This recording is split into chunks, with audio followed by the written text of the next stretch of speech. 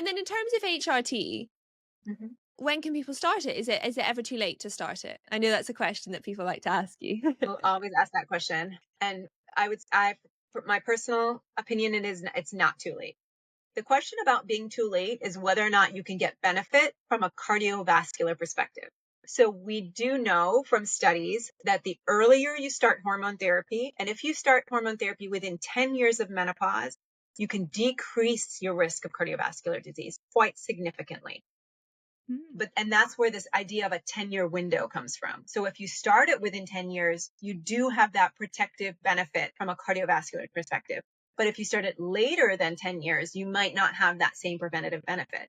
That said, it's still going to have benefit for your genitourinary system. It's still going to have benefit for your bones, for your metabolic health, for your muscles, for your brain, right? So you can still have benefit past the 10 years, even if potentially you don't have the same cardiovascular benefit that you did if you'd started it earlier. From a question about how early you can start HRT, people also get themselves in a complete muddle about this. In my opinion, if you are old enough to take birth control, you're old enough to take HRT. And then with these symptoms, do they just go on and on forever until we die otherwise? So that's very variable. There's some women that would say that their hot flashes last, 2, 3, 4, 5, 6, 7 years, and then they go away. People feel that their anxiety lasts for a certain number of years and then it goes away. And then you have women that are in their 70s and 80s who are still having very, very symptomatic. And so that varies greatly from individual to individual.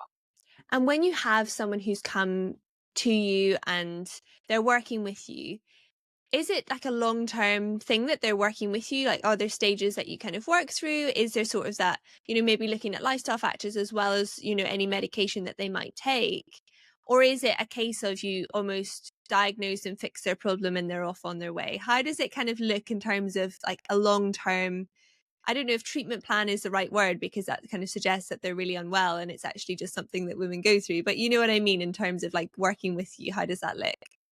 So again, that varies widely. One of the things that people come to see me for is their perimenopausal and menopausal symptoms, but then I'm looking under the hood, right? And I'm finding they're insulin resistant and they're this deficient and they're anemic and they've got high cholesterol or their muscle mass is really low or their bone density is not good. So often when we look under the hood, they might come to see me about hormones only, but I look under the hood and I find all this other stuff that we need to address. So it's important when I treat a patient, this is not a hormone mill. This is not what we do here. We're midlife health. We're about improving your health in every way that we can. Hormones are one of those conversations that we have to have.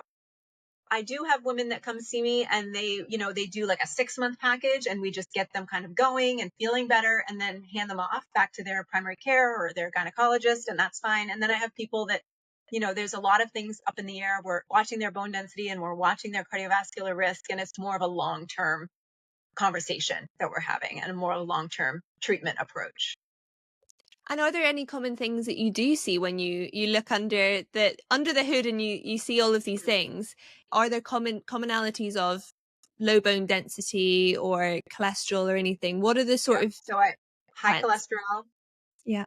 I would say the vast majority of perimenopausal and menopausal women have high cholesterol. I would say And a what lot. causes that? Why? Because that's surprising that. So it's a combination of things. It's a combination of genetics, but it's also a combination of that change in metabolic health that's happening with our loss of hormones, right? So our metabolic health is changing. The way that we store fats is changing. We become insulin resistant, and that drives our cholesterol up, which is why women go from having a very, very low risk of cardiovascular disease in their premenopausal bodies to quite a high risk in their postmenopausal body. And that change happens really quickly.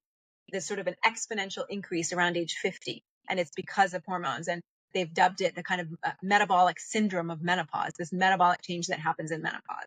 So I see high cholesterol. Very commonly, I'll see some insulin resistance, even in the setting of a normal blood sugar, which is why we just don't rely only on blood sugar levels to make a diagnosis. We also do insulin and C-peptide levels because we're trying to make sure, again, that I'm in the business of prevention rather than treatment, right? Because if you think about type 2 diabetes, if you have a diagnosis today of type 2 diabetes, that change happened in your body. That started to happen 12, 15 years ago.